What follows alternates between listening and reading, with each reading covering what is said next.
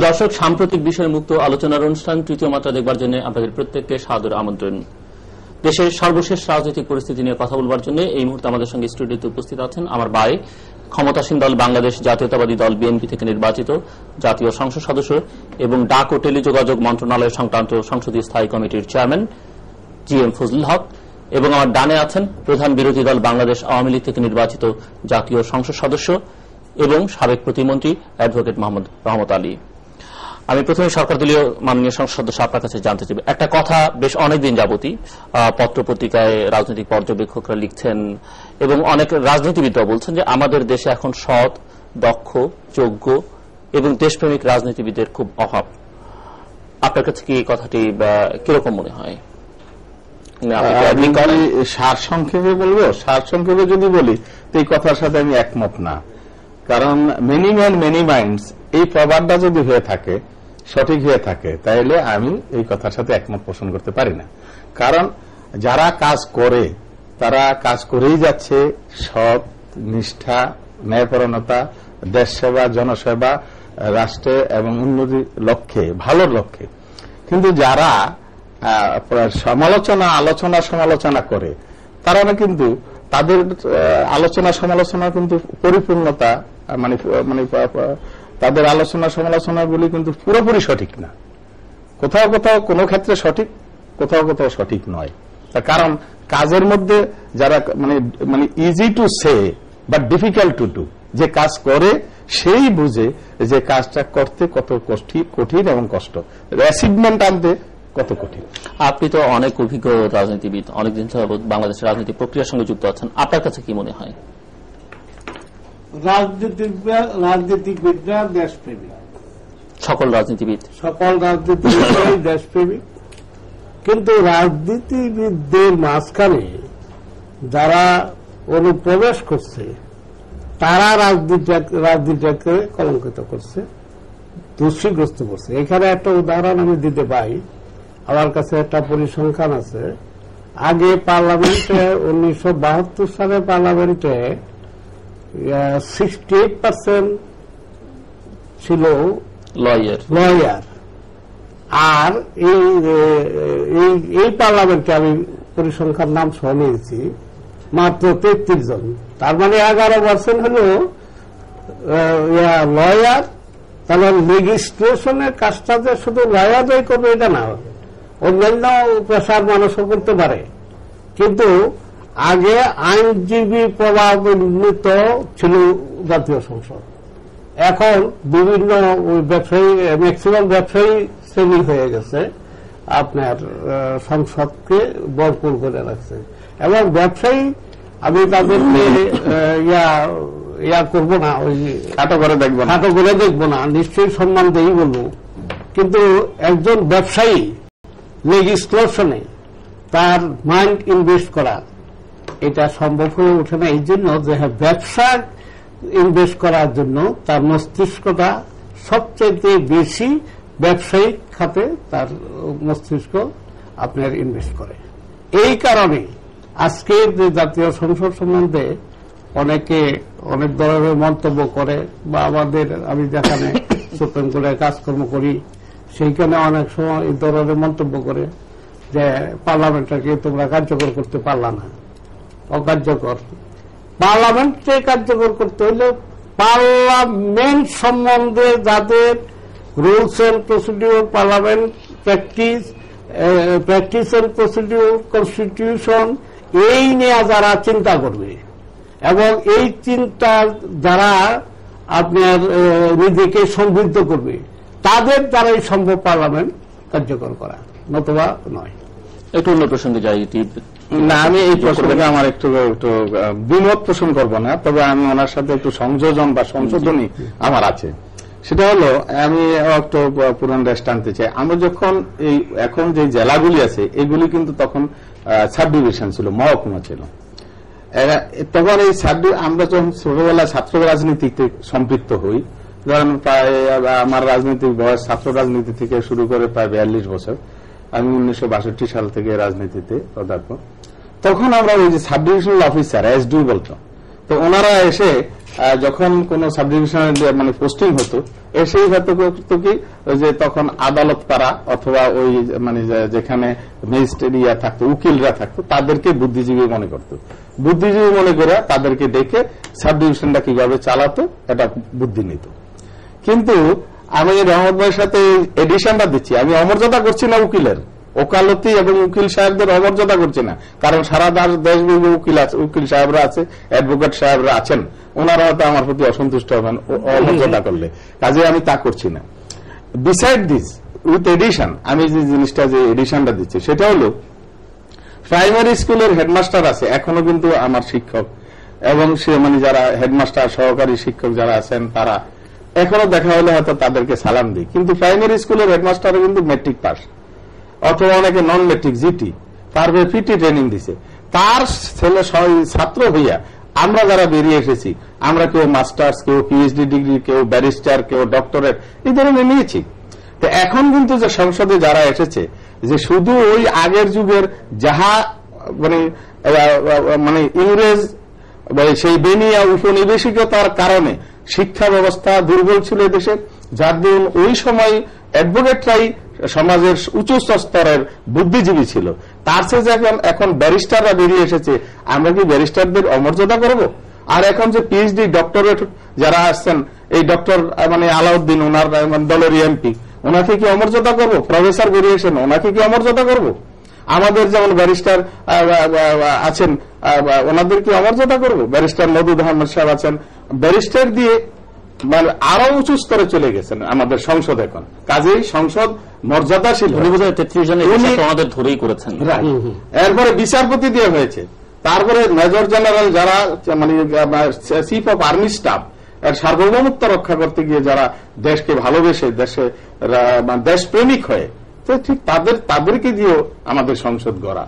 আর সাথে সাথে ব্যবসায়ীরা এসেছে, যেই ব্যবসায়ীরা এসেছে আমি চ্যালেঞ্জ করে বলতে পারি একজন ব্যবসায়ীও সেখানে মাস্টার ডিগ্রি হোল্ডার ছাড়া আছে কিনা আমার জানা মতে নেই, কারণ এটা প্রমাণ দিতে পারবেন না। কারণ ব্যবসায়ী থাকলেও মাস্টার ডিগ্রি হোল্ডার উচ্চ শিক্ষিত, দেশের শীর্ষস্থানে সেই মানে যে শীর্ষ বিদ্যাপীঠ ইউনিভার্সিটি সেখানকার পড়া পাশ করা, এবং ব্যবসায়ীরা যেমন থিওরি পড়ে অভিজ্ঞ, তেমনি প্র্যাকটিক্যালি মানে সেবা করে মানুষের বাস্তবতার সাথে নিরিখে তারা এই জন্য অ্যাডভোকেটের সাথে আমি অ্যাড করলাম ব্যারিস্টারদের এবং মানে আর্মি চিফ অফ স্টাফ থেকে শুরু করে জেনারেলদেরকে, তার বিভিন্ন পেশার ব্যবসায়ী যারা, তারা উচ্চ শিক্ষিত, ধনী, সচ্ছল এবং দেশের জাতীয় সম্পদ লুট না করে নিজের ব্যবসা রোজগারি পয়সা দিয়ে তারা নিজেদের সংসার চালায় এবং জনসেবা করে। এটা ব্যবসায়ীদের আরেকটা ক্রেডিট, আমি অ্যাড করলাম ওনার সাথে। আমি আপনার এখানে দ্বিমত আমি করার কোনো কারণ নাই। না রহমত ভাই, আমি বলছি অন্যান্য পেশাজীবীরা এখানে আছে, এবং যে কথা বলতেছেন আপনি ব্যারিস্টার কিন্তু ওই আমার 33 জনের মধ্যেই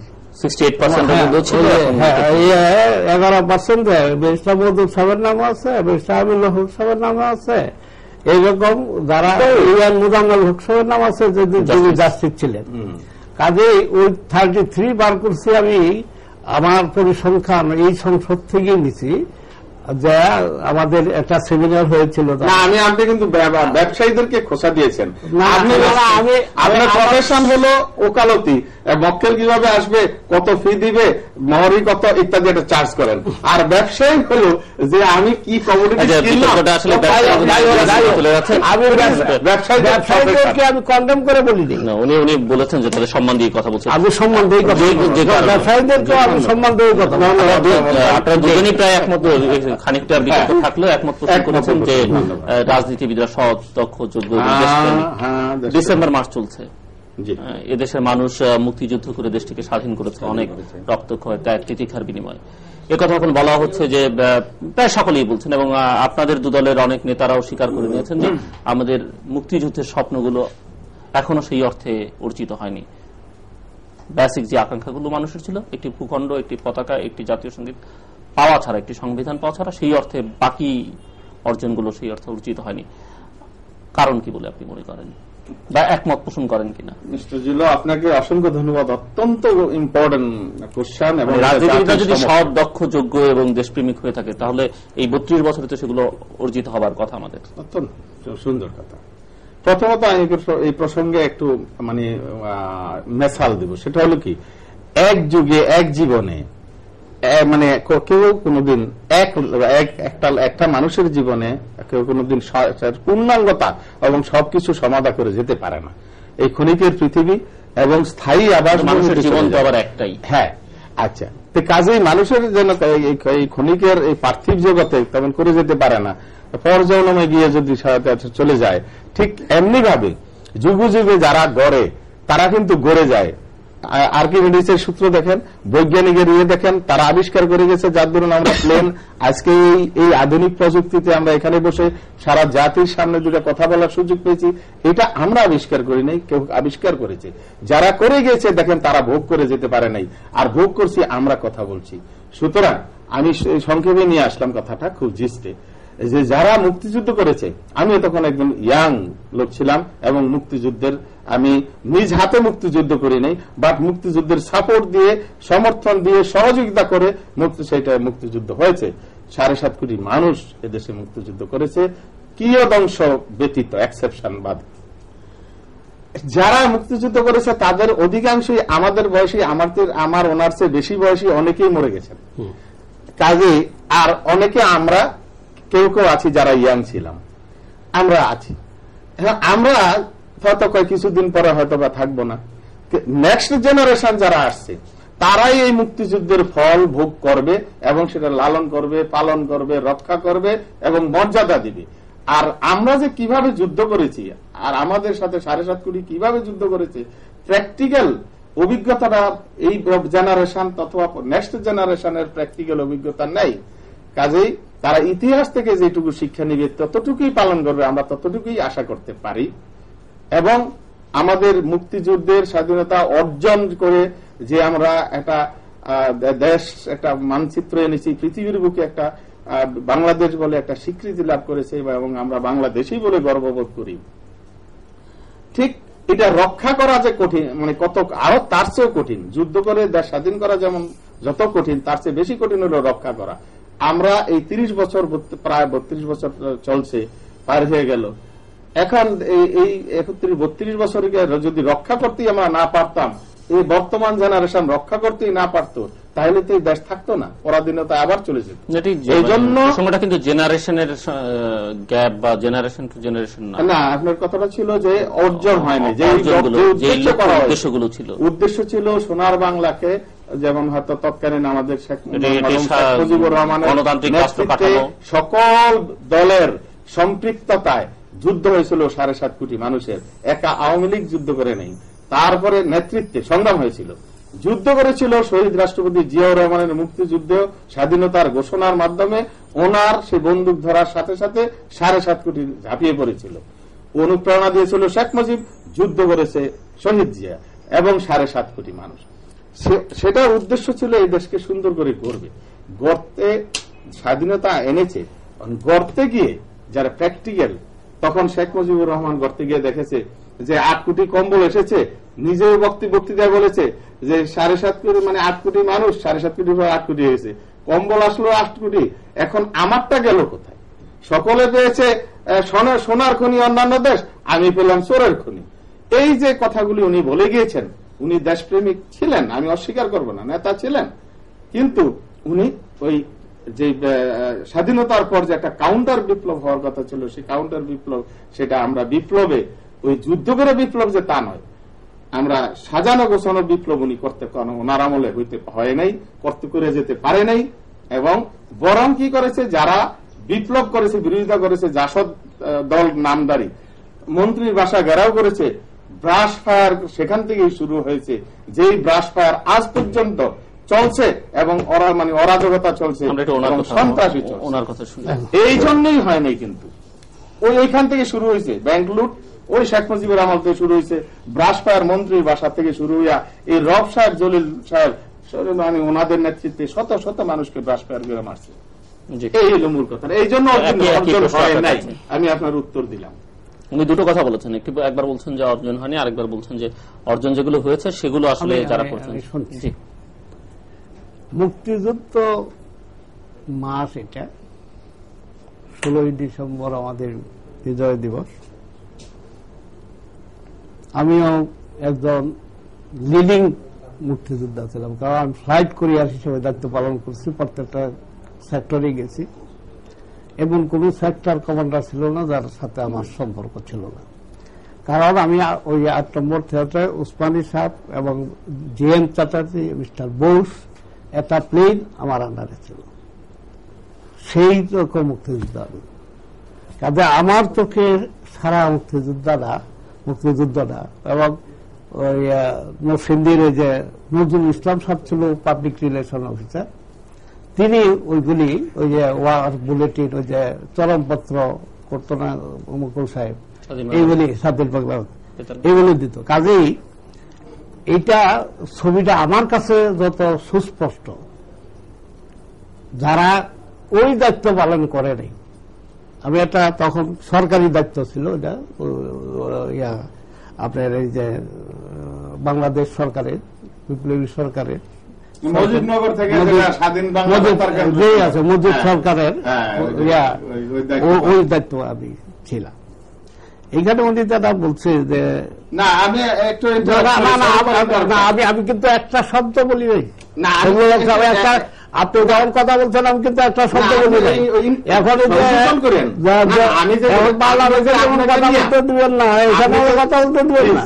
আপনি একটা কথা বলতে দিচ্ছি তো না, আপনি 10 সেকেন্ড আপনি যখন কথা না আপনি এরকম করে পার্লামেন্ট না এই কইলা ওয়ার্কআউট করে না, এখন এই যে আমি বলি যে 10 সেকেন্ড দেন, আমি আপনার 20 সেকেন্ড দেবো। আরে আপনি আমার সময় দিবেন কেন? আপনি কথা বলছেন আপনার নিশ্চুপ হয়ে আমি শুনছি, আমি তো বললাম আপনি আমার কথাটা শুনেন, আপনি নোট রাখেন, আপনি কি বলবেন উনি শেষ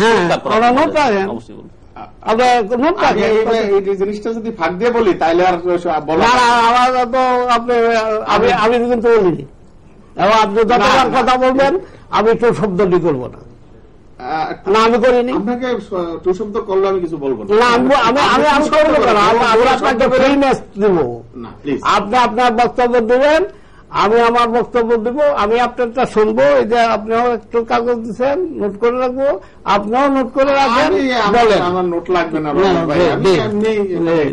আমি যে জিনিসটা চাইছিলাম যে আপনি আপনাকে আমি আপনার 10 সেকেন্ড বললে আপনাকে 20 সেকেন্ড সুযোগ দেবো, আমি শুনবো। আপনি আর ওনার বলবার সময় বলবেন না, নোট রাখবেন, উনি বলবেন। আপনি যেভাবে নিজকে এমনি ভাবে ফলাও করে দিচ্ছেন যে আপনি মুক্তিযোদ্ধা এবং ইত্যাদিতে সুন্দরভাবে ভূমিকার কথা সেটা অথেন্টিকেটেড, আমি অস্বীকার করি না। আপনাকে অত্যন্ত ধন্যবাদ, কংগ্রেচুলেট, মানে আই কংগ্রেচুলেট ইউ। কিন্তু আমি যদি সেখানে আপনার মতো বলতে যাই, আপনার চেয়ে কিন্তু আমি বড় বড় বড় অনেক বড় মুক্তিযোদ্ধা। তার কারণ কি জানেন?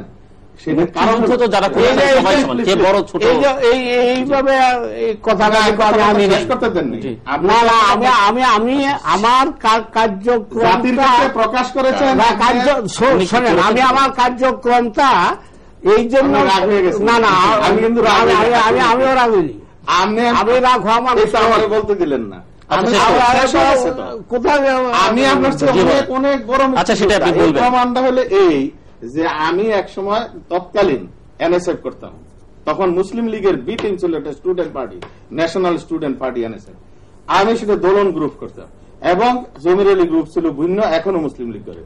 এলা বুঝেন যে আমি এনএসএফ করা মুসলিম লীগের একটা বি টিম হইয়া, মাইন্ডেড মানুষ হইয়া, আমি সেই সময় 69-এর গণ আন্দোলনের আমি স্টুডেন্টস অ্যাকশন কমিটির, এখন ডিস্ট্রিক্ট চাঁদপুর, তৎকালীন সাব ডিভিশন ছিল, স্টুডেন্টস অ্যাকশন কমিটির আমি জয়েন্ট কনভেনার হই, এবং সেখানে আমার কিরণ ছিল কনভেনার ছাত্রলীগের, আমি ছিলাম জয়েন্ট কনভেনার। আমি মামলা খেয়েছি বহু, এবং সে একটা দলকে মুসলিম লীগ সেই মন মানসিকতা দূর করে দেশের স্বাধীনতার আন্দোলনের এই কথাটা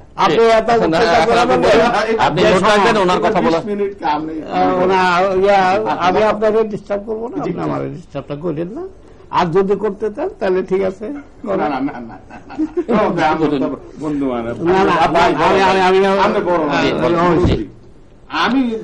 মুক্তিযুদ্ধে আমি বললাম যে আপনি নোট রাখবেন, আপনি আবার করবেন। জি, মুক্তিযুদ্ধটা আপনার ওই 9 মাস না, মুক্তিযুদ্ধটা শুরু হয়েছে পাকিস্তান হওয়ার পরেই আপনার একটা সংগ্রামের মাধ্যমে ধীরে ধীরে আপনার আমরা 62 আন্দোলন করছি, আপনার 66 আন্দোলন,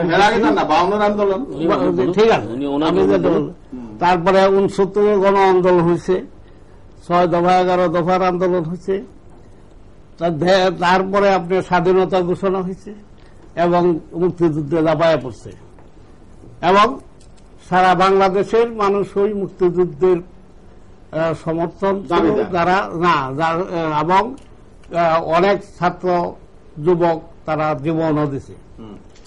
জীবন দেওয়া আমরা যেটা বলি যে 30 লক্ষ মানুষের শহীদের বিনিময়ে আজকে আমরা দেশ স্বাধীন। ওনার প্রশ্নটা হল যে লক্ষ্য, যে উদ্দেশ্য, যে আশা নিয়ে মুক্তিযুদ্ধ হয়েছিল আমরা তা অর্জন করতে আজকে 16 ডিসেম্বর মাস অর্জন করতে পারি নাই বলে অনেকে বলে। এই প্রশ্নটা ছিল, এই কথাটা তো ধ্রুবতারার মতো সত্য। উত্তর দিয়ে দিছি।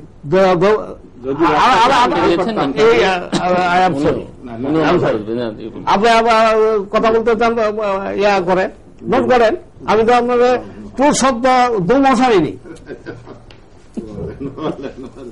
জি বলুন, আপনি লাইভলি করার চেষ্টা করছেন উনি। ঠিক আছে, আপনার এই কাজগুলির মাধ্যমে কিন্তু 69 গণ আন্দোলনের মাধ্যমে 70 নির্বাচনে আপনার 2টা সিট ছাড়া 169 সিটের মধ্যে 167টা সিট পাইছিল বঙ্গবন্ধুর নেতৃত্বে আওয়ামী লীগ। আমি বলে গেছি সব দল একত্রে ওনার নেতৃত্বে। সরি, আপনি কেন কথা বলেন? আমার তো এই কথাটা ক্লিয়ার করতে হবে। আমার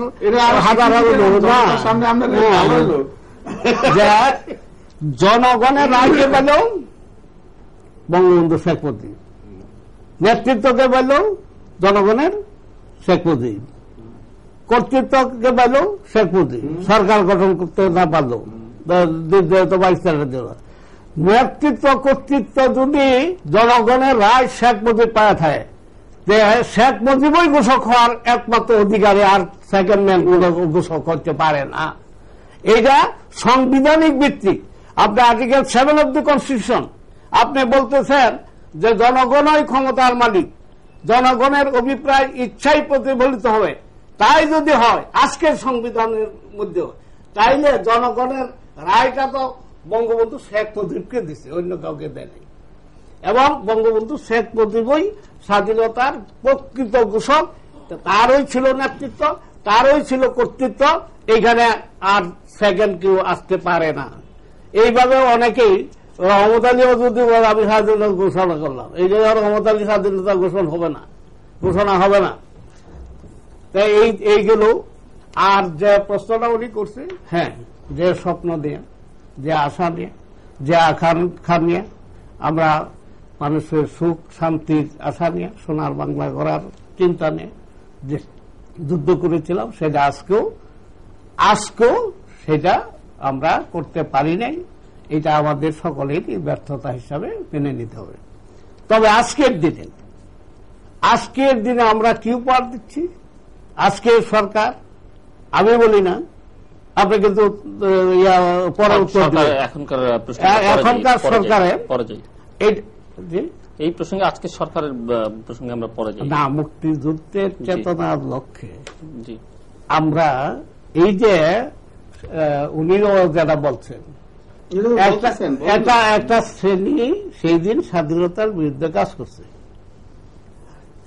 ওই যে রাজাকার হয়েছে, শান্তি কমিটির চেয়ারম্যান হয়েছে, গলা কাটছে। একটা দলের ভিতরে আইছে রহমতুল্লাহ ভাই, আপনার আওয়ামী লীগ করেন, আপনি যেখানে যে গাজীপুরে, সেখানে মানে আওয়ামী লীগের জেলা কমিটিতে যারা এখন ক্ষমতা আছে, নিশ্চয়ই বিপক্ষ একটা গ্রুপ আছে।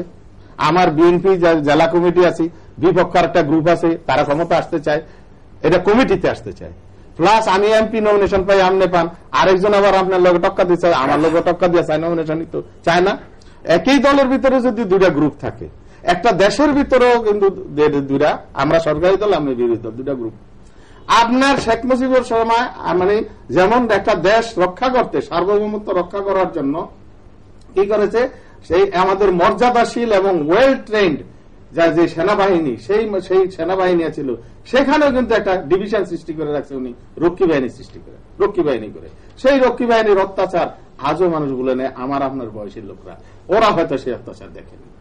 আচ্ছা, কাজেই পাকিস্তান যখন এই দেশ মানে আমাদের উপর অত্যাচার করলো, আমরা মুক্তি বাহিনী 7.5 সেজে গেলাম, তারা মা কত জোর করে অনেকের এনে আটকে এনে মা বোনকে অ্যারেস্ট করে, তারপরে যদি ছেলে না আসে, বাপ না আসে তাদের দলে, শান্তি বাহিনীতে অথবা রাজাকারে, তাহলে তার বাবা মাকে মেরে ফেলে, এই ধরনের ভয় দেখিয়ে অনেককে এনেছে।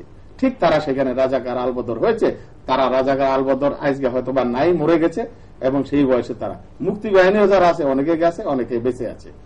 সুতরাং সেই সময় সেটা বাদেন, আজকে যারা বলেন ফটফট করে ঘুরতেছে, আমি তাদের নাম বলিনি, আমি বলছি যে একটা অংশ যারা জোর করে নিয়েছে, আজকে যার গাড়িতে ফটফট করে মানে আমাদের কি বলেন মতিউর রহমান নিজামী সাহেব এবং যাদের গাড়িতে ফটফট করে ঘুরে, তারা আলবদর রাজাকার বন্দুক হাতে কাউকে মারেনি। তারা এই মতিউর রহমান নিজামী কোন লোক মারেনি আলবদর সেজা, রাজাকার সেজা, এবং ওই মুজাহিদি সাহেব কাউকে মারেনি।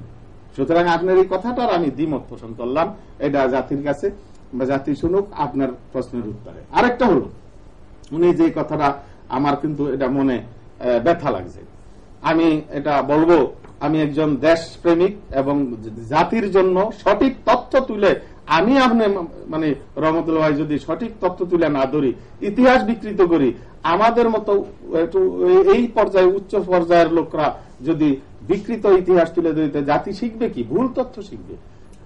আজকে শহীদ জিয়া এমনি একজন সৎ পুরুষ ছিলেন, নিষ্ঠাবান পুরুষ ছিলেন, মানে ব্যক্তিত্ব ছিলেন, যিনি একজন ছোট মেজর হইয়া স্বাধীনতার ঘোষণা দিয়েছেন কালুঘাট।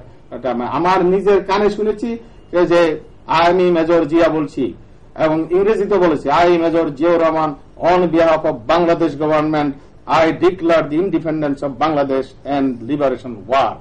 বাংলায় বলেছি, আমি মেজর জিয়া বলছি, বাংলাদেশের স্বাধীনতা ও মুক্তিযুদ্ধের ঘোষণা দিলাম। এই কথাটা স্বীকার করা, ইতিহাস বিকৃত করা, তারপরে দিয়ে আবার কণ্ঠ জালিয়াতি করিয়া আপনার দল আরেকজন দিয়া কণ্ঠ দিয়া, মানে জিয়াউর রহমানের না দিয়ে আরেকজনের কণ্ঠ দিয়া মুক্তিযুদ্ধের ঘোষণা দেওয়া হয়েছে। এটাও আপনারা করে ছাড়ছেন। জাতি এমনি ভাবে আপনাদের 150 এমপি থেকে 50 জনে আনে নেই, এই মিথ্যাচারের জন্য আপনারা সেটা হয়েছে। আরো প্রমাণ আমি দিচ্ছি, বাস্তব ইতিহাস সাক্ষী দিবে।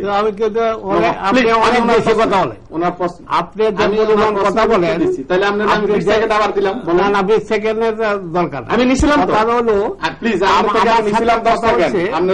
কথাটা এমন একটা আপনি মেনটেন করেন, আমিও মেনটেন করি, এটা উনি কন্ট্রোল করবে। না না, উনি প্লিজ আপনি 10 সেকেন্ড দিয়ে দিছি, 10 সেকেন্ড দিচ্ছি, 20 সেকেন্ড এবার আমার ফ্লোর, যতক্ষণ সভাপতি না বলবে।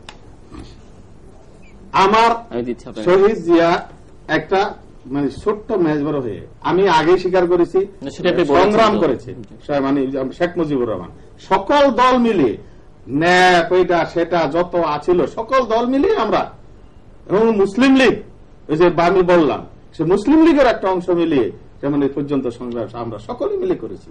কিন্তু অনেকটা অংশ গেছে ওই বাধ্য হইয়া, স্বীকার করলাম। আপনি কিন্তু সাহস করে স্বীকার করলেন না শহীদ রাষ্ট্রপতি জিয়াউর রহমানের সেই মুক্তিযুদ্ধের কথা, এটা আমার মনে ব্যথা লাগছে। তার কারণ ইতিহাস বিকৃত হয়েছে, 1। 2 নম্বর, এই শহীদ রাষ্ট্রপতি জিয়াউর রহমান, আপনি একটা যুক্তি দিচ্ছেন যে তখন শেখ মুজিব সরকার গঠন করেছেন। শহীদ রাষ্ট্রপতি জিয়াউর রহমান সৎ একজন পুরুষ ছিলেন, একজন সৎ আর্মি পার্সোনাল ছিলেন, মেজর ছিলেন। তিনি চাকরি থেকে যেমনি ভাবে এই দেশের মানুষের জন্য সংগ্রাম করে, যুদ্ধ করে দেশ স্বাধীন করেছেন, আবার ন্যায়পরায়ণতার ভিত্তিতে উনি আবার ব্যারেকে চলে গিয়ে তার দায়িত্ব পালন করছেন। এলা বুঝেন কর্তব্য পরায়ণতা, how far he was dutiful on his duty, তার প্রতি শ্রদ্ধাবোধ মানুষের এমনি ভাবে। আচ্ছা 1 মিনিট। এরপরে 7ই মার্চের রেসকোর্সের ময়দানে অস্বীকার করবো না, জাতি জানে, শেখ মুজিব বলেছে এবারের সংগ্রাম মুক্তির সংগ্রাম, এবারের সংগ্রাম স্বাধীনতার সংগ্রাম, এই বলে যে তারপরে দিয়া এই, কিন্তু উনি স্বাধীনতা ঘোষণা দেয়নি। 7ই মার্চের পরে 20 মার্চে গিয়ে উনি মানে ভুট্টোর সাথে আলোচনা করে, এরপরে সাংবাদিকরা জিজ্ঞেস করে নেতা কি অবস্থা, অথবা সাংবাদিকরা প্রশ্ন করে স্যার কি আলোচনা হলো, আলোচনা ফলপ্রসূ হয়েছে। 23 মার্চ উনি আলোচনা করে ইয়াহিয়ার সাথে যে মানে স্যার কি আলোচনা হলো, কতটুকু অগ্রসর না আলোচনা অগ্রসর হয়েছে, আমরা আশাবাদী। অর্থাৎ হলো উনি চেয়েছিলেন মানে এই বাংলাদেশের স্বাধীনতা না চেয়ে পূর্ব পাকিস্তান তৎকালীন পূর্ব পাকিস্তান তথা বাংলাদেশের স্বাধীনতা না চেয়ে পুরো পাকিস্তানের প্রধানমন্ত্রী হতে, সেই লোককে মানে আপনার এটাই কি প্রমাণ করেন না যে সেই ইয়াহিয়ার সাথে এইভাবে আলাপ করতে? 2 দিন পরে 25 মার্চ পাকিস্তানি হানাদার বাহিনী এই দেশের মা বোনের উপরে এবং মানে পুলিশের উপরে আক্রমণ চালিয়ে তারপরে দেশে আমাদের উপরে নির্যাতন চালায়, লাখো মানুষ মারে, মুক্তি বাহিনী সৃষ্টি। কাজী জিয়া রহমান আর শেখ মুজিবের আমি তফাৎটা তুলে ধরলাম। উনি একজন সৎ দায়িত্বশীল পুরুষ, চলে গেছে ব্যারেকে, আরেকজনে সংগ্রাম করেছে আসছে ক্ষমতায়, ক্ষমতা থেকে কি করছে তা আমি আগে বলে গেছি। যাই হোক, আপনি কথা বলেছেন, শহীদ জিয়া যুদ্ধ করেছে কি না করেছে এই কথাটা কিন্তু আমি বলিনি। আমি বলেছি যে সাংবিধানিকভাবে অধিকার কার, জনগণের রায় কে পাইছে, আমি এই কথাটা বলছি। এইখানে এর বাইরে আমি বলি নাই। শহীদ জিয়া সম্বন্ধে কোনো কথা আনি নাই, বা অন্যান্য কমান্ডার সম্বন্ধে আমি কোনো কথা আনি নাই মুক্তিযুদ্ধে। কাজে আপনারা আপনি কত উদারতা, আমি তো আপনার সবাই কথা বলিনি, কথা বলছি, একটা শব্দ বলছি না, একটা শব্দ বলছি, তাহলে আপনি বলবেন না, আপনি রাখেন, আমারে বলতে দেন, ডিস্টার্ব করি না। আপনি একটু আগে না না আমি যখন শেখ মুজিবের কথা বললাম, আপনি একটু শহীদ জিয়ার কথা বললে ভালো লাগে না? যে জাতি আমি তো মুক্তিযুদ্ধে নেতৃত্ব এবং কর্তৃত্ব জনগণ কাকে দিছি এইটার উপরে কথা বলছি, এর বাইরে কিন্তু আমি কথা বলতে চাইনি। আমি মুক্তিযুদ্ধের লাইনে আমি আর কথা বলতে আসি নাই, আর না আসার কারণে আপনি তো ওইখানে যাইতে পারেন না। বঙ্গবন্ধু সম্বন্ধে ধরেন আপনি যে কথাটা বলছেন, আপনি উত্তর বলছি, on behalf of the great leader Sheikh Mujib Ziaur Rahman declare করছে। এই কথাটা স্বীকার করলেন, এই কথাটা এটা 27 তারিখে এটা ঠিক আছে, ঠিক আছে, এটা ঠিক আছে। শুনল যে রাষ্ট্রপতি জিয়াউর রহমানই মুক্তিযুদ্ধ ডিক্লেয়ার করেছে, ঠিক আছে। শেখ মুজিবুর রহমান বাংলাদেশ গভর্নমেন্ট তখন সে ওই যে ইয়া ছিল মুজিবনগর, আমার তো কথা দিতে কথা খালি ডিস্টার্ব করে আপনি কেন যোগ দেবেন? আসলে উকিলের একটা অভ্যাস আছে, কথা কইতে গেলে আমার মাই লর্ড কই মাই লর্ড পরে না, আমি কিন্তু এটা করিনি। উকিল হইলেও আমি কিন্তু এটা করি না। আই ক্যান নট প্লিজ বলেন। সেইখানে মুক্তিযুদ্ধে সকল শ্রেণী পেশার সকল মানুষের অবদান আছে অনস্বীকার্য। সেই জায়গাতে আজকে যে জিল্লুর রহমান সাহেব যে প্রশ্নটা করলো যে আমরা যে স্বপ্ন দেখছিলাম সেই স্বপ্ন গণতান্ত্রিক স্বাধীন গণতান্ত্রিক সেটা আসে নাই, বিধান করা সেটা আসে নাই। এবং উনি বলছে যে আজকের সরকার সম্বন্ধে আমরা যাবো পরে এই কথা বলবো। আর কিন্তু ইতিহাস বিকৃত, আপনারা এখন যে বইটই ছাপাইয়া দিচ্ছেন, এই বই আল্লাহর রহমতে জানি না কবে যে কোথায় চলে যাবে, কোন সাগরে ভেসে যাবে। কারণ ওই আপনারাই মুক্তিযুদ্ধের চেতনা এবং ইতিহাসকে বিকৃত করে চলেছেন। এটা এখন সর্বজন গ্রহণযোগ্য কোনো কিছুই হয়নি। ওনারা বলছেন কেবল ওনাদের ইতিহাস লিখছেন, আপনারা কেবল আপনাদের ইতিহাস লিখছেন, কিন্তু প্রকৃত ইতিহাস কিন্তু সেই অর্থে এখনো পর্যন্ত ঐতিহাসিকরা নিশ্চয়ই লিখবে, নিশ্চয়ই লিখবে। এটি একটি দুর্ভাগ্য আর কি এই জাতির জন্য। যাই হোক, আজকে আপনি স্বীকার করছেন যে জিয়াউর রহমান মুক্তিযুদ্ধ ইতিহাসে এসে এই কথাটা তো আমি যেটুকু আপনি বলছেন আপনারা কি বলেছেন সেটি জনগণ শুনেছে, জনগণ শুনেছে। এইখানে অন্য একটা দিক আমি আনতে চাই সেই দিকটা হল আপনার মুক্তিযুদ্ধে একটি সেক্টরে তিনি কমান্ডার ছিলেন, এটা ঠিক? একটি সেক্টর কমান্ডার ছিলেন এবং পুরো বাহিনীকে 3টা ফোর্সে ভাগ করা হয়েছিল, তার একটি অধিনায়ক, জেড ফোর্সের অধিনায়ক তিনি অধিনায়ক ছিলেন। কোন সরকারের আমলে, কোন সরকারের অধীনে? মুজিবনগর সরকারের অধীনে, বিপ্লবী সরকারের অধীনে। তাহলে তিনি যদি ওই ব্যক্তি হবেন 1 নম্বর, তাইলে কোন সরকারের অধীনে তো যুদ্ধ করার কথা নয়, তিনিই তো সরকার গঠন করতেন। উনি যেটি বলছেন যে সরকার তো গঠিত হয়েছে এপ্রিলে, এবং দায়িত্বশীল ব্যক্তি বলেই উনি ওই সরকারের আন্ডারেই ব্যারেকে চলে গেছেন। করছি তো আপনি, কারণ জিয়াউর রহমানের ক্যাম্পে আমিও থাকছি, কাজে আপনি জিয়াউর রহমানের না করি ওনাদের সবারই আমি এই কথা, হ্যাঁ অবশ্যই অবদান, অবশ্যই অবদান। রহমানের শহীদ রাষ্ট্রপতি, আমি ওই কন্ট্রোভার্সি বিতর্কিত আলোচনায় আমি আর জি থ্যাংক ইউ। হলো না কেন অর্জনগুলো, যেটি আপনি বোধহয় অর্জন হলো না আমাদের? আপনারাও ক্ষমতায় ছিলেন অনেকদিন, আমরাও ক্ষমতায় ছিলেন, ওনারা 3 বারই ক্ষমতায় গেল, হলো না। 1975 সালের 15ই আগস্টের যদি সৃষ্টি না হইত, এবং 15ই আগস্টের বেনিফিশিয়ারি কারা, এবং তারাই আজকে এই দেশটাকে একটা নৈরাজ্যকর অবস্থানে ফেলাইছে। আপনারা তো ক্ষমতায় ছিলেন, আমার কথা বলতে দেন এটা।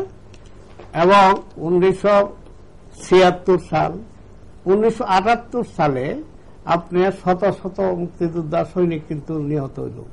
তারা 1978 সালে 2 অক্টোবর বাংলাদেশের স্বাধীনতার পর থেকে প্রতি বছর এই যে এই ঘটনাগুলো হচ্ছে, এই ঘটনাগুলো হওয়ার কারণে দেশের যে শান্তি ফিরে আসা, আপনি আইন শৃঙ্খলার অবনতি করা, আপনি 75 সালে ঘটনা জাতির পিতা এবং তার পরিবার পরিজনের হত্যার মাধ্যমে কিন্তু সন্ত্রাস শুরু হয়, দেশে রাষ্ট্রীয় সন্ত্রাস শুরু হয়, এবং সেই সন্ত্রাসের ধারাবাহিকতায় আজকে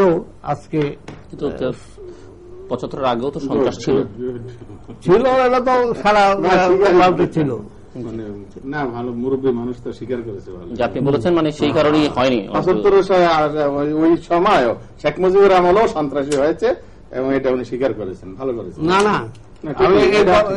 এই ঘটনাটা বলছেন যে 75-এর 15ই আগস্টের পরেই আসলে রাষ্ট্রীয় সন্ত্রাস শুরু হয়েছে, রাষ্ট্রীয় সন্ত্রাস শুরু। হ্যাঁ, এই কথাটা আমি বলছি। আপনি ওই কিছু বলবো, কিছু আছে, কারণ উনি তো রহমতুল্লাহ ভাই আমারও কথা বলতে দেন না, এমনকি আপনারও দেয়নি, কাজে রাখেন আমি একটু বললেন। আমার এখন প্রশ্ন হচ্ছে যে স্বাধীনতার পরে 32 বছর, আমার একটু সংযোজন আছে ওনার কথা, খুব 1 মিনিট আপনি। হ্যাঁ, 1 মিনিটে শেষ করবো। ওনারা যে কথাটা বলেছেন যে ওই মানে ইতিহাস বিকৃতির কথা, শহীদ রাষ্ট্রপতি জিয়াউর রহমান উনি স্বীকার করেছেন স্বাধীনতার ঘোষণা on behalf of Bangladesh government ইত্যাদি ইত্যাদি, সেটা শেখ মুজিবুর রহমান, লিডার শেখ মুজিবুর রহমান, এবং কত দায়িত্বশীল ব্যক্তি। এই জন্য উনি আইসা ওই গভর্নমেন্টের আন্ডারে আবার নিজে গিয়ে চাকরিতে বেড়ে যোগ দিচ্ছে। 1, 2 ওনারা ইতিহাস বিকৃতি ওইটা করে আজকে স্বীকার করলো, বিকৃতি করতে পারে নাই, কণ্ঠ মানে স্বাধীনতার কণ্ঠ জালিয়াতি করছিল, সেটাও আজকে স্বীকারের মাধ্যমে জাতি জেনে গেল, আর সেটা জিয়াউর রহমানই স্বাধীনতার ঘোষক। 2 নম্বর হলো যমুনা সেতু, এই কথাটা কিন্তু যমুনা সেতু, এই কথাটা বলি না, যমুনা সেতু সময় কিন্তু এই কথাটা নষ্ট করতেছে। যমুনা সেতু কিন্তু এটা পরিষ্কার জাতি জানে, এরশাদ সরকারের আমলে এরশাদ সাহেব এটা সারচার্জ তুলেছিল, সেই সারচার্জের আয়ত্তে যে মানে 91 বেগম খালেদা জিয়া বিএনপির সরকার এসে, বিএনপির সরকারের আমলে আইসা যমুনা সেতুর ভিত্তিপ্রস্তর স্থাপন করেছে। সেই দিন আওয়ামী লীগ ওনারা হরতাল ডেকেছে, আর সেই হরতালের পর ওনারা কিভাবে পরে দাবি করে, ওনারা করছে কি ওই শেখ মুজিবের কণ্ঠ আবারও জালিয়াতি করছে, যে এই মনসুর আলী তোমাকে বলেছি হবে, টাকার কোন অভাব নেই। ইতিহাস অন্য প্রসঙ্গ, না না, আমি আপনার কাছ থেকে এটা আশা করি নাই জালিয়াতি জালিয়াতি ল্যাঙ্গুয়েজটা বেড়ে এটা সংসদীয় ভাষা এই ধরনের কথা বলতে পারেন না, জালিয়াতি শব্দটাই বলতে পারেন না। আচ্ছা, বললাম না আমি এটা, ধন্যবাদ আপনাকে। ভাষা ব্যবহার করি আমি শেখ মুজিবুর রহমান সাহেব ওনার কণ্ঠটা এইভাবে দিছে যে উনি মরে গেছে, কণ্ঠ দিয়া মনসুর আলী সাহেবরা বলছে, এই মনসুর আলী তোমাকে বলছি না যমুনা সেতু টাকা মানে কিভাবে টাকার কোন অভাব নাই, যমুনা সেতু করো। আচ্ছা, যদি এই ধরনের হোক তাহলে ওই যে ভিত্তিপ্রস্তরের দিনে ওনারা বাধা দিল কা, হরতাল ডাকলো কা। কাজে এই যে জিনিসটা কত ইতিহাস বিকৃতি ওনাদের মধ্যে, আমি এই জিনিসটা শুধু তুলে ধরছি। অন্য আরেক প্রশ্ন, শহীদ রাষ্ট্রপতি ওনার উত্তর তো দিতে হবে ভাই। ওনার বলছেন সে একটা ক্যাম্পে ছিলেন, উনি স্বাধীনতার ঘোষণা উনিও স্বীকার করলেন, স্বাধীনতার ঘোষণা দিয়েছেন, মুক্তিযুদ্ধের ঘোষণা দেওয়ার পর উনি জাতীয় নেতা হয়ে গেল 7.5 কোটির জন্য, সারা বিশ্বের জন্য উনি জাতীয় নেতা হয়ে গেলেন জিয়াউর রহমান, কিন্তু চলে গেলেন ব্যারেকে। কিন্তু একটা লোক তো একটা ক্যাম্পেই থাকবে, একটা লোক তো সারা বাংলাদেশে ঘুরিয়া যুদ্ধ করতে পারবে না, এটাই ওনার উত্তর হলো। কাজেই আপনারা মুক্তিযুদ্ধের পক্ষে সত্যি নিজেদেরকে বলেন এবং আপনাদের দলে অনেক অসংখ্য মুক্তিযোদ্ধা আছেন যারা মাঠে যুদ্ধ করেছেন, আমরা জানি। সেই দল আপনারাই বাংলাদেশে কিন্তু সবচেয়ে বেশি সময় ক্ষমতায় থাকার অভিজ্ঞতা আপনাদের। না, দেশ ক্ষমতা কথাটা বলা ঠিক না, মানে দেশ পরিচালনার দায়িত্ব না, আমরা কিন্তু ওই ভাষা ব্যবহার করি, ওনাদের মতো ক্ষমতা আমরা দেখাই। মুক্তিযুদ্ধের স্বপ্নের কথা যদি বাদও দিই, যেগুলো মানুষের এখন সার্বক্ষণিক আকাঙ্ক্ষা এবং আপনাদের নির্বাচনী অঙ্গীকার, যেটি সন্ত্রাসমুক্ত দেশ গঠন করা, দুর্নীতি মুক্ত দেশ গঠন করা, দ্রব্যমূল্য মানুষের নিয়ন্ত্রণ ক্ষমতার মধ্যে থাকবে, ক্রয় ক্ষমতার মধ্যে, এগুলো কি আপনারা করতে পারছেন বলে মনে করেন? ধন্যবাদ আপনাকে। হ্যাঁ, আমরা করতে পারছি ইনশাআল্লাহ। আমি তার যুক্তি দিচ্ছি। প্রথম যুক্তি হলো দ্রব্যমূল্য দিয়ে আমি ছোটটা দিয়ে যাচ্ছি। দ্রব্যমূল্যের দাম রহমতুল্লাহ ভাই আশা করি স্বীকার করবেন, বয়স্ক লোক, মানে অত্যন্ত শ্রদ্ধাভাজন মুরব্বী।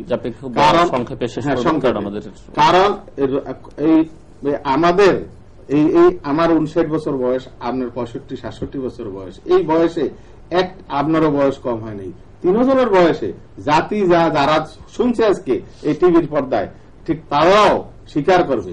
কাহারও বয়সে দেখো কোনোদিন একটা বছর দেখাতে পারবে না যে শবে বরাতের পরে বা রোজার মাসে, ওই রমজান মাসে কোনো দ্রব্যমূল্যের দাম বাড়েনি। সুতরাং সেই হিসাবে দ্রব্যমূল্যের দাম প্রত্যেক রোজাতে বাড়ে, এবারও বেড়েছে, কোনো সময় একটু বেশি বাড়ে, কোনো সময় একটু কম বাড়ে।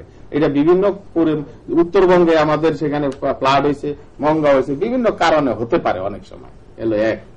কাজেই সেই হিসাবে দ্রব্যমূল্যের দাম বেড়েছে। এখন সেটা আস্তে আস্তে রবি শস্য আসছে, শুকনা মৌসুম, শীতের সিজন আছে, কমে যাচ্ছে, ইনশাল্লাহ কমবে, আমরা আশাবাদী। এবার সন্ত্রাসের ব্যাপারে আসেন। আমি আগেই বলেছি প্রথম যে সন্ত্রাস শুরু হয়েছে কোত্থেকে। আগে ওই 71 হইতে 75 সাল পর্যন্ত মানে 1 কেজি চাউল মাথায় নিয়ে যেতে পারতো না, রাস্তা থেকে কেড়ে নিয়ে যেত, বাগানে যেতে পারতো না গ্রামের মানুষ। এবং আমি বলবো না তৎকালীন রাষ্ট্রপ্রধান কিন্তু অনেক বড় মন্ত্রীদের ছেলেরাও ব্যাংক লুট করে এসেছে, পুলিশের কর্তৃপক্ষ পরিচয় কাজেই সন্ত্রাস সেখান থেকে এসেছে। আবার বলেছি, মন্ত্রীর বাসা ঘেরাও মানে করেছিল, সেখানে ব্রাশ ফায়ার করে এই রব জলিলের দলের লোকদেরকে শত লোক মেরেছে। কাজেই সেই 75 সালে শেখ মুজিবুর আমলে সেখান থেকে ব্রাশ ফায়ার আর সন্ত্রাস শুরু হয়েছে। তারপরেও দেখেন সন্ত্রাস মানে পরে একটা সরকার 9 বছর গিয়েছে জাতীয় পার্টির, তখন ওই মানে 10টা হুন্ডা 20টা গুন্ডা গেলে বাস ইলেকশন হয়ে যেত। আমরা হয়তো একসাথে লড়েছি, আবার 86 সালে ওনারা ওই একসাথের সাথে মিলে গিয়ে ইলেকশন করেছেন, ওই সন্ত্রাসের সাথে গেল, সেটা ধারাবাহিক আমি আসছি। তারপরে আপনি আসেন যে এই যে ওনারা সময় নেই, কিন্তু ওনারা গত টার্মে ক্ষমতায় ছিল, আমি যদি এটা চ্যালেঞ্জ করে বলতে পারি যে এই ধরনের সন্ত্রাস হয়েছে। আজকে ওই জাহাঙ্গীরনগর ইউনিভার্সিটিতে মানে একটা ছেলে, ছাত্রলীগের ছেলে 100 জন মা বোনের ধর্ষণ করে সে সেঞ্চুরি করেছিল। আজকে এখানে যদি আসতেছে তাহলে সে বলতো, তাদের নামও বলতে দ্বিধা করতো না। এমন এই সবুজবাগে ওনাদের আমলে, মানে আওয়ামী লীগের গত সরকারের আমলে, মানে 96 তো 2001 সালে সবুজবাগের একটা ক্লাবের সামনে একটা লোককে দিন দুপুরে মেরে মানে ঝুলিয়ে রেখেছে। এটা এই দেশবাসী শুনতেছে, ল এনফোর্সিং অথরিটি শুনতেছে, সকলে সবুজবাগ থানায় শুনতেছে, সবুজবাগের মানুষগুলি শুনতেছে। এটা অস্বীকার করার জন্য নাই।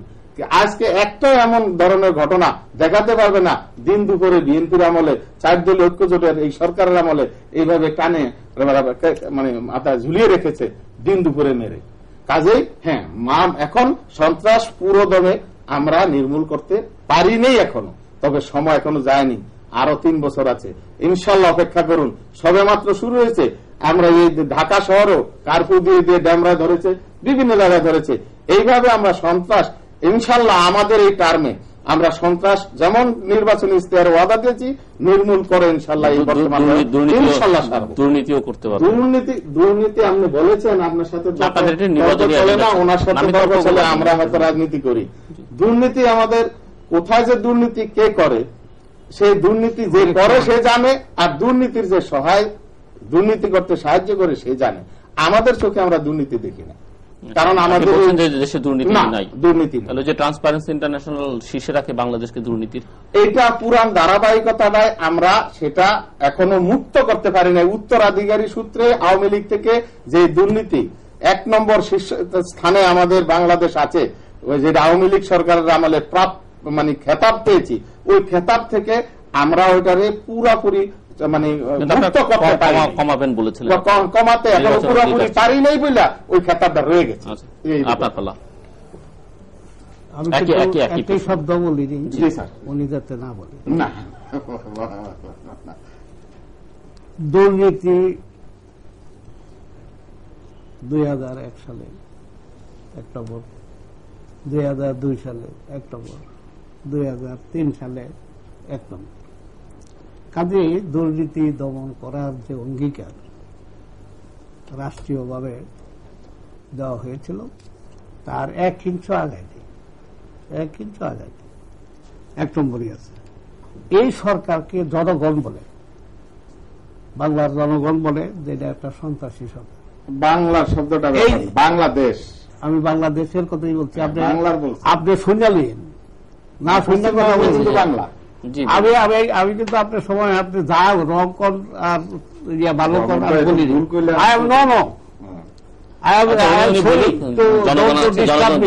বাংলার জনগণ দেখবে, জনগণ বিচার করবে। বাংলাদেশের জনগণ আছে এই সরকারকে বলে দুর্নীতিবাজ সরকার, সন্ত্রাসী সরকার, চাঁদাবাজ সরকার, খুনের সরকার, নারী ধর্ষণের সরকার, ছিনতাইকারী সরকার, চাঁদাবাজির সরকার, আপনার মানুষ পোড়ায় মারার সরকার, সংবিধান লঙ্ঘনের সরকার, আপনার রুলস অ্যান্ড প্রসিডিউর লঙ্ঘনের সরকার, আপনার জাতীয় সংসদ অকার্যকর সরকার। এরপরে আমার আর কিছু বলার দরকার আছে, এটা জাতি এইটা এই হিসাবে জানে। আপনাকে আপনার কিছু বলবার আছে? না হলে অবশ্যই আমার বলার আছে। আমি আর সময় দিতে পারবো। আমি আর সময় দিতে পারবো, আপনি হয় শেষ করে, আমরা শেষ করে দিচ্ছি। কারণ এই একটা কথা, আমি কিন্তু ওনার এই ধরনের আনসারে আমি যাই এখন তো না না, আপনি এখানে মিনিট ধরে দেখেন আপনি কতক্ষণ বলছেন আর আমি কতক্ষণ। উনি কন্ট্রোল করতে, উনি তো কন্ট্রোল করবে, উনি কন্ট্রোল করবে, উনি কন্ট্রোল করছে। সময় দিয়েছেন আপনি আমাকে বলছেন, আপনাকে সময় দিয়েছিলাম, আপনি আরো বলতে আপনাকে সময় আপনি বলতে পারেন, এখানে বলতে পারতেছেন না, বলেন না কেন বলেন, অথবা সংসদে বলতে পারতেছেন, এখানে বলেন না। বলেন, জাতির উদ্দেশ্যে সঠিক কথাটাই বলতে হবে, সঠিক কথা যা কথাগুলো না। আপনি তো অনেকগুলো বলেছেন, এখন আমরা এটি নিয়ে ওনার মানে সরকারকে একটু জবাব দিতে। আমি প্রথমত আমি বলবো যে সংবিধানে, উনি সংবিধান বলছেন, আমরা সংবিধান এই যে শহীদ রাষ্ট্রপতি জিয়াউর রহমানের ক্ষমতা এসে বিসমিল্লাহির রহমানির রহিম, সেই প্রসঙ্গে না, উনি এখন কিছু অভিযোগ করেছেন যে এই সরকারকে অনেকগুলো বিশেষণ দিয়েছেন। সংবিধান সম্মত চলি না, এটার উত্তর দিতে হবে। সংবিধানে বিসমিল্লাহির রহমানির রহিম, যেহেতু আমাদের দেশ মুসলিম কান্ট্রি, শতকরা 85%, এই জন্য বিসমিল্লাহির রহমানির রহিমকে সংবিধান লঙ্ঘন আর অলঙ্ঘন যায় না। আমাকে উনি বাধা দিচ্ছেন। আর্টিকেল 99, 29 অ্যাবসলিউট লঙ্ঘন করা হয়েছে, অ্যাবসলিউট লঙ্ঘন করা হয়েছে এবং চ্যালেঞ্জ করেন, আমি সেই চ্যালেঞ্জ ফেস করতে পারবো। আপনি তো কথা বলতে দিচ্ছেন না। সরকার সম্পর্কে যেগুলো বলেছেন না, সংবিধান লঙ্ঘন এবং রুলস এন্ড লঙ্ঘন, এখন তো না স্পিকার আমি বলতেছি রে ভাই, গেছে আপনি বললেন কথা বলতে না, আর এখন আমি এখন এই ধরনের কথা কনস্টিটিউশন নেয়া, আমি তো বলছেন সংবিধান, সংবিধান বিসমিল্লাহির রহমানির রহিম তো সংবিধান লঙ্ঘন, এটাই কি শেষ হয়ে গেল? বিসমিল্লাহির রহমানির রহিম কি সংবিধান লঙ্ঘন বোঝায়? আপনি এটা বোঝায়? বিসমিল্লাহ তো আপনারা মুসলমানরা বিসমিল্লাহ মানেন না, বিসমিল্লাহ সরি বিসমিল্লাহ মানি না। আপনি আমার মনে হয় আমার জাতীয় সংসদে যে কয়জন মেম্বার অফ পার্লামেন্ট আছে, আমার থেকে ধর্মপ্রাণ সংখ্যা খুব কম আছে। তারপরে আপনি যেভাবে হাত এইভাবে আমার দিকে ওই অর্থে না, উনি ওই অর্থে করেননি। সংবিধান আপনি আমার মনে হয় যে উনি সরকার সম্পর্কে যে কথাগুলো বলেছেন আপনি সংক্ষেপে জবাব দিন, আমাদের সময় শেষ। যদি জবাব থাকে বিএনপি করেছেন, এ গেল এক। 2 নম্বর হলো সংবিধানের যে মদের প্রচলনটা সংবিধান আর্টিকেল 18 অফ দ্য কনস্টিটিউশন আপনি পড়েন, সংবিধানের article 18 of the constitution you say এবং সংবিধানে কেয়ারটেকার গভর্নমেন্ট মানে এই বিএনপির গভর্নমেন্টে কেয়ারটেকার গভর্নমেন্টের আন্ডারে নির্বাচন হবে, সেই নির্বাচনে বিএনপি আচ্ছা উনি সরকার সম্পর্কে যেগুলো বলেছেন সেগুলো তো কথা বলতে দিচ্ছেন না, আমরা অমান্য করিনি। আমাদের আন্দোলন ওনার বিরোধী দলের নেত্রী কথা বলেছে একা নাগাদারে, আপনার যেমন এখন কন্ট্রোল করার ক্ষমতা আছে, একটু পরে আপনি বলবেন মানে সুশীল আমাদের সময় শেষ হয়ে গেছে। এমনি ভাবে স্পিকার কন্ট্রোল করে হাউস, স্পিকার বলেছে বিরোধী দলের নেত্রী প্লিজ দয়া করে সংক্ষেপ করুন, 3 বার বলেছে প্লিজ সংক্ষেপ করুন, করেন নাই, একটা উশিলা দিয়া উনি ওয়াক আউট করছেন। আপনারা যারা আমাদের অনুষ্ঠান দেখছেন, আমাদের অনুষ্ঠান সম্পর্কিত যে কোনো মতামত জানিয়ে আমাদের লিখতে পারেন। আমাদের লিখবার ঠিকানা পরিচালক তৃতীয় মাত্রা, চ্যানেল আই, জিপো বক্স 233 ঢাকা 1000। আমাদের ইমেল করতে পারেন এই অ্যাড্রেসে আপনারা চিঠিপত্র লিখছেন, ইমেল করছেন আপনাদের মতামত নিয়ে আমাদের অনুষ্ঠান তৃতীয় মাত্রায় আপনি এখন প্রচারিত হচ্ছে প্রতি শুক্রবার বাংলাদেশ সময় বিকেল 3:30 এবং রাত 2টায়। আশা করি সেই অনুষ্ঠানটি আপনারা দেখবেন। মাননীয় সদস্যবৃন্দ, আলোচনা অংশ নেবার জন্য আপনাদের দুজনকে অসংখ্য ধন্যবাদ। দর্শক মণ্ডলী, আমাদের রাজনীতিতে আস্তে আস্তে সহনশীলতা বাড়ছে। সরকারি দল তারা তাদের বক্তব্য রাখছেন, বিরোধী দলকে অভিযুক্ত করছেন, বিরোধী দল সরকারের বিরোধিতা করছেন, অভিযুক্ত করছেন এবং নিজেদের পক্ষে কথাবার্তা বলছেন। মূল বিচারের ভার কিন্তু আপনাদের কাছে, আপনারা যারা এই অনুষ্ঠান দেখছেন এবং দর্শক, দেশের জনগণ, এবং বিচারের জন্য প্রতি 5 বছর অন্তর অন্তর একটি নির্বাচন আছে, সেই নির্বাচনে আপনারা আপনাদের রায় দিচ্ছেন। আশা করি এইসব আলোচনা থেকে আমরা যে বর্তমান এটি গণতন্ত্রের চর্চা করতে পারছি, এটি একটি শুভ দিক এবং এ থেকে দেশের কল্যাণ হচ্ছে আমরা মনে করি এবং এজন্য আমাদের রাজনীতিবিদরা সাধুবাদ পাবার যোগ্য। সরকার তো অবশ্যই বিরোধী দল। আমাদের দরকার এখন দেশের সৎ, দক্ষ, যোগ্য, শিক্ষিত এবং দেশপ্রেমিক রাজনীতিবিদ। এটি জনগণের আকাঙ্ক্ষা এবং তাহলেই আমাদের মুক্তিযুদ্ধের যে আকাঙ্ক্ষা সেগুলো তারা বাস্তবায়ন করতে পারবেন। আমাদের সঙ্গে থাকবার জন্য আপনাদের অসংখ্য ধন্যবাদ। আপনাদের সবার জন্য শুভকামনা।